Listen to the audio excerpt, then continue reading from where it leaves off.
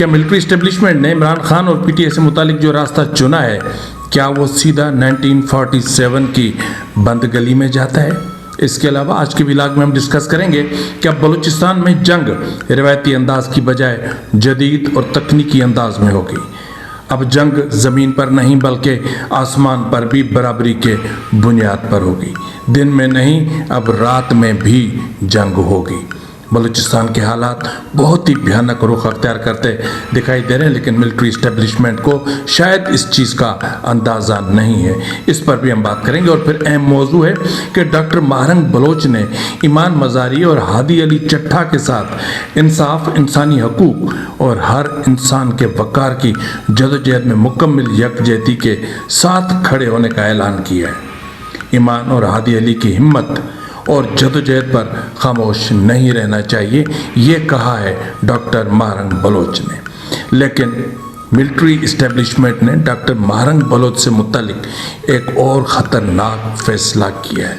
وہ فیصلہ کیا ہے وہ بھی میں آپ کے سامنے رکھوں گا، لیکن سندھ میں اگر آپ سندھی ہیں اور آپ نے کلچر ڈے منانا ہے، اپنی ثقافت کو اجاگر کرنے کے لیے اپنے سڑکوں پر آنا ہے، تو یہ سوچ کر آئیں کہ پاکستان پیپلز پارٹی کی سندھ گورنمنٹ آپ کے خلاف انسداد دہشت گردی کے مقدمات درج کرے گی، دفعہ 144 بھی نافذ کرے گی۔ جی ناظرین، ایسا ہی ہوا ہے کراچی میں، اور سندھیوں کے خلاف دہشت گردی کا مقدمہ درج ہوا ہے پاکستان پیپلز پارٹی کے دور اقتدار میں۔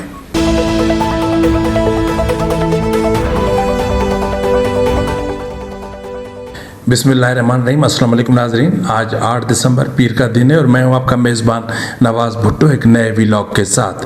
آپ سے وہی گزارش ہے کہ ابھی تک اگر آپ نے میرے چینل کو سبسکرائب نہیں کیا تو کر لیں، بیل آئکن ضرور پریس کریں، کمنٹ باکس میں اپنی آراء سے ضرور آگاہ کریں، اور لائک بھی کر دیا کریں، شیئر بھی کر دیا کریں، اور کوشش کیا کریں کہ میرے ولاگ کو مکمل دیکھیں۔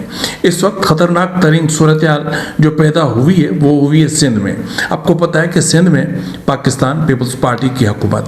2008 سے پاکستان پیپلز پارٹی سندھ پر قابض ہے، کیونکہ سندھ میں جو انتظامی مشینری ہے یا جو سول بیوروکریسی ہے وہ پاکستان پیپلز پارٹی کے زیر اثر ہے یا ان کے تابع ہے، یا جو سندھ کی جوڈیشری ہے وہ بھی وہی کرتی ہے جو پاکستان پیپلز پارٹی کہتی ہے۔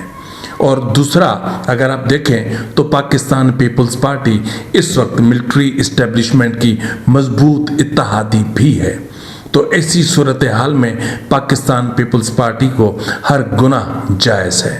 پاکستان پیپلز پارٹی جو چاہے کر سکتی ہے، وہ قتال بھی کر سکتی ہے، وہ صحافیوں کو بھی مار سکتی ہے، کسی کو بھی قتل کر سکتی ہے۔ مورو انسیڈنٹ آپ کو یاد ہوگا، بہت کچھ ہوا، لیکن اب جو ہوا ہے وہ ہے کراچی میں کلچر ڈے کے حوالے سے۔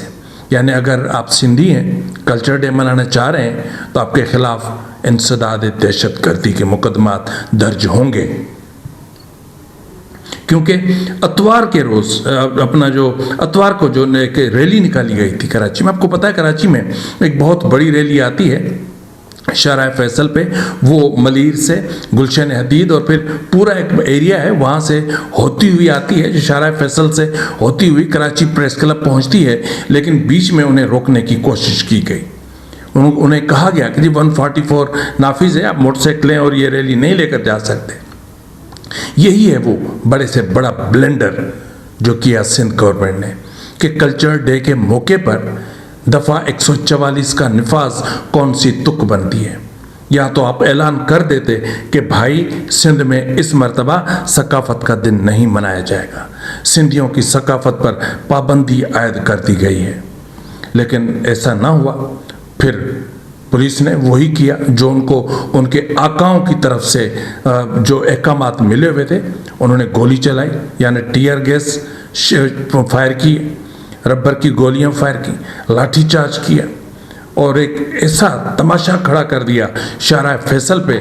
اور پھر جو پنجابی میڈیا ہے، دہشت گرد میڈیا، وہ سندھی نسل پرست جیسے الزامات عائد کرتا رہا، اور پھر انتہا یہ ہے کہ 12 افراد کو گرفتار کر لیا گیا، اور پھر 3 سے 400 نامعلوم افراد کے خلاف مقدمہ درج ہوا، جو مقدمہ پاکستان پینل کوڈ کی دفعات 147، 148، 149، 341، 144، 324 یعنی اقدام قتل، 186، 353 اور 427 اور اپنا 780A کے تحت FIR درج ہوئی ہے۔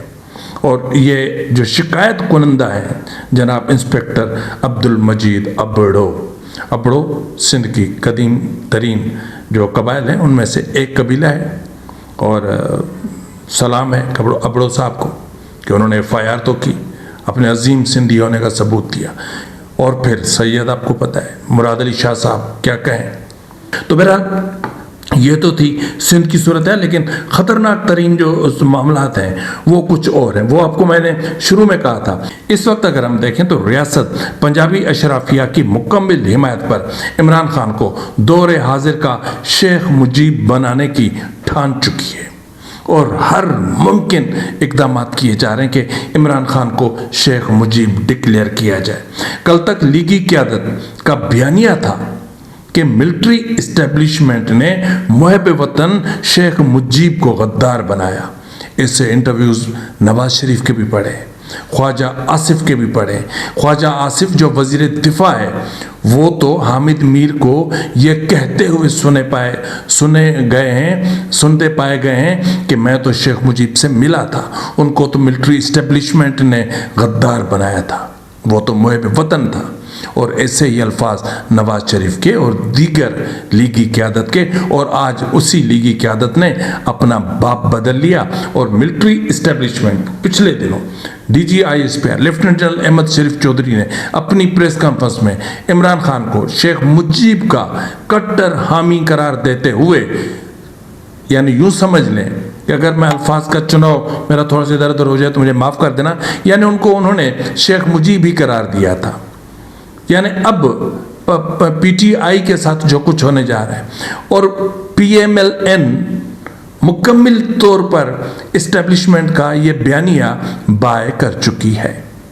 PMLN عمران خان کی دشمنی میں اسٹیبلشمنٹ کی ہر جو عمل ہے اس کو سپورٹ کر رہی ہے، اور اگر یہ ملٹری اسٹیبلشمنٹ کا جنون، اگر یہ عمران خان کی اور PTI کی نفرت ایک مرتبہ پھر اس ملک کو 1971 کی اندھیری اور بند گلی میں لے جاتی ہے تو انجام کیا نکلے گا؟ سونے پہ سہاگا اور بھی ہے، ANP بھی حامی ہے، اسٹیبلشمنٹ کا بیانیہ بائے کر رہی ہے۔ خطرناک ترین جو بات ہے وہ یہ ہے کہ شریف زادے، یعنی انتہا سے زیادہ شریف النفس انسان جو ہے پاکستان کے، وہ ہیں MQM والے۔ اگر میں ان کے مظالم کی داستانیں آپ کو سنانا شروع کروں تو کئی دن گزر جائیں۔ یہ وہ درندے ہیں، یہ وہ وحشی ہیں، یہ وہ قاتل ہیں، یہ وہ دہشت گرد ہیں، یہ وہ جلاد ہیں، یہ دہشت گرد ابن دہشت گرد ہیں۔ انڈیا کے بھگوڑے جو اپنی دھرتی ماں کے نہ ہو سکے وہ کسی اور کے کیا ہو سکتے ہیں؟ وہ بھی اسٹیبلشمنٹ کا بیانیہ بائے کر رہے ہیں کہ جی ملٹری اسٹیبلشمنٹ صحیح کہہ رہی ہے۔ اور پھر مصطفیٰ کمال ہے یار، مصطفیٰ کمال جیسا کہہ رہے کہ جی اس سے پہلے تو اس سے کم باتوں پر جو ہے وہ مائیں اپنے بچوں کو ڈھونڈا کرتی تھیں، ابے آپ ملٹری اسٹیبلشمنٹ کی سپورٹ کر رہے ہو یا ان کی سب کچھ ایک کر رہے ہو؟ تو یہ جو اسٹیبلشمنٹ اس وقت جو کھیل رہی ہے یار، field marshal, CDF، chief of army staff, اور بھی کچھ عہدے ہوں گے، منصب ہوں گے جو انہوں نے رکھے ہوں گے، ایک پورے اسٹرکچر کو کیا کہوں میں، کچھ کہوں گا تو پھر بات بہت آگے نکل جائے گی، لیکن اتنا میں بتا دوں کہ یہ وہی پاکستان مسلم لیگ نون ہے جس نے 2015 میں اسی اپنا DGI لیفٹیننٹ جنرل احمد شریف چودھری کے والد سلطان بشیر الدین کو دہشت گرد قرار دیا تھا، ان کی تنظیم کو کالعدم قرار دیا تھا اور امریکہ سے دہشت گرد قرار دلوایا تھا۔ کیا بات کی جاتی ہے کہ جی وہ بہت بڑے اچھے انسان تھے، شاید اسی لیے ان کے القاعدہ کے ساتھ تعلقات بہت اچھے تھے. اسامہ بن لادن، ایمن الظواہری تک تعلقات بہت اچھے تھے، اور ان کا ریکارڈ تھا ٹریول ہسٹری کی بغیر کسی پاسپورٹ اور اس کے افغانستان آنے جانے کی، FIA کے پاس ہے. تو بہرحال یہ جو سچویشن ہے نا، یہ بہت بری ہے، بہت تکلیف دہ ہے. تو اسی طرح اگر ہم بات کریں، آگے چلتے ہیں تھوڑا سا، تو ڈاکٹر ماہرنگ بلوچ کے حوالے سے بہت اہم ترین ایک انفارمیشن ہے، وہ میں نے آپ کو دینی ہے. لیکن ڈاکٹر ماہرنگ بلوچ نے اپنا آپ کو بتا دوں کہ یوں سمجھ لیں کہ ایمان مزاری ایڈوکیٹ اور ان کے شوہر ہادی علی چٹھا، ایمان مزاری کا بنیادی طور پر تعلق اپنا بلوچ یکجہتی کمیٹی BYC سے بھی ہے. تو ان کے خلاف جو کیس کی سماعت ہے ایڈیشنل سیشن جج اسلام آباد ہے فیصل منجو کا، انہوں نے 15 دسمبر تک ملتوی کر رکھی ہے. یعنی جو ریاستی میڈیا ہے وہ اس چیز کو کر رہا ہے، ایکسپلائٹ کر رہا ہے کہ 15 دسمبر کو ان کو ایک جیل ہو جانی ہے، کیونکہ اس وقت پورا ریاستی عدالتی سسٹم ایمان مزاری اور ہادی علی چٹھا کے خلاف ہے، پورا سسٹم ان کے خلاف ہے، اور حالات بہت زیادہ بگڑتے دکھائی دے رہے ہیں، اور 15 دسمبر کو انہیں سزا سنائی جائے گی. تو اس لیے ڈاکٹر ماہرنگ بلوچ نے واضح طور پر کہا ہے کہ وہ ایمان مزاری اور ہادی علی چٹھا کے ساتھ انصاف، انسانی حقوق اور ہر انسان کے وقار کی جدوجہد میں مکمل یکجہتی کے ساتھ کھڑی ہیں. ایمان اور ہادی علی کی ہمت اور جدوجہد پر خاموش نہیں رہنا چاہیے.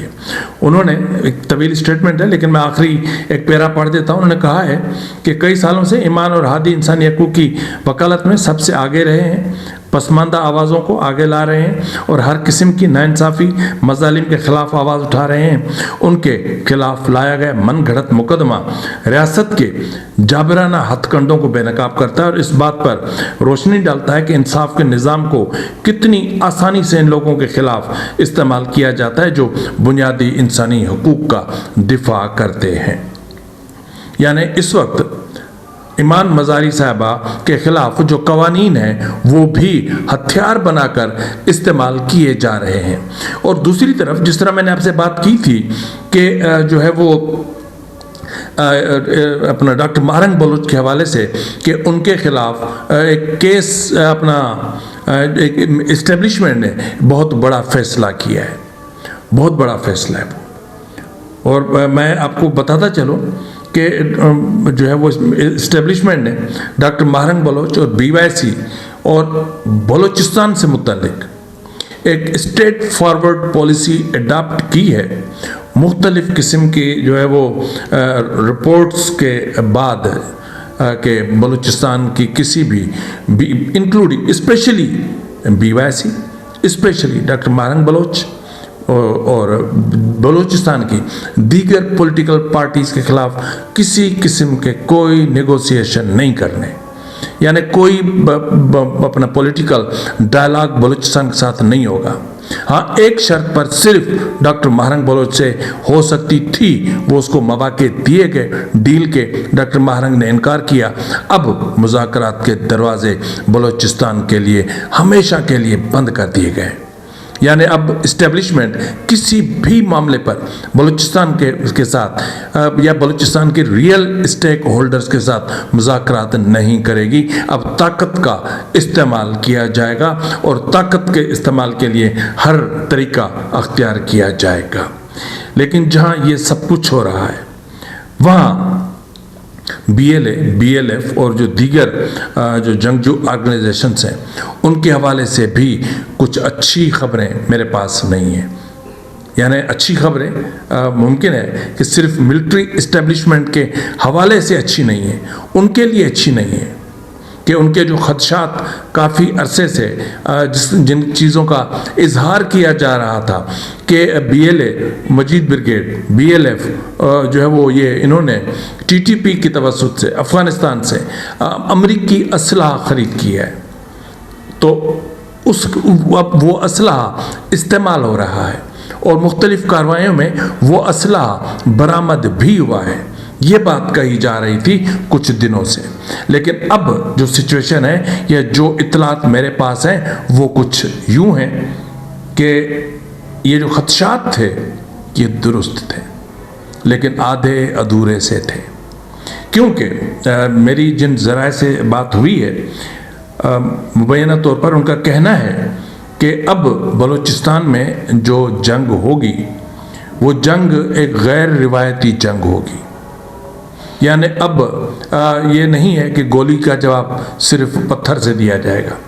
अब न सिर्फ गोली का जवाब गोली से दिया जाएगा, बल्कि ज़मीन पर चलने वाली गोली का जवाब ज़मीन से चलने वाली गोली से दिया जाएगा।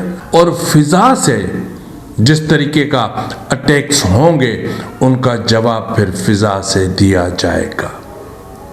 यानी अगर मैं इन अल्फाज को डिकोड करने की कोशिश करूं तो फिर ये है कि BLA ने इस अपना क्या कहते हैं उसको क्वाडकॉप्टर्स या ड्रोन टेक्नोलॉजी बलूचिस्तान में आ चुकी। यानी बलूचिस्तान की जंगजू ऑर्गेनाइजेशंस ने ड्रोन टेक्नोलॉजी तक रसाई हासिल कर ली। और मेरी इत्तलात अब ये भी हैं कि न सिर्फ ज़मीन और फ़िज़ा में बराबरी की बुनियाद पर जंग होगी, बल्कि ये भी इत्तलात मौसूल हो रही हैं कि थर्मल टेक्नोलॉजी भी बलूचिस्तान के जंगजुओं ने हासिल कर ली है। ये मेरी इत्तलात है ज़ाती। अब बलूचिस्तान में टेक्निकल वॉर होगी। अब बलूचिस्तान में जो जंग होगी वो हथियार से तो होगी, लेकिन हथियार चलाने वाला इंसान नहीं होगा, वो मशीनरी होगी, वो कंप्यूटर होगा, वो टेक्नोलॉजी होगी। अब बलूचिस्तान में टेक्नोलॉजी की जंग होगी।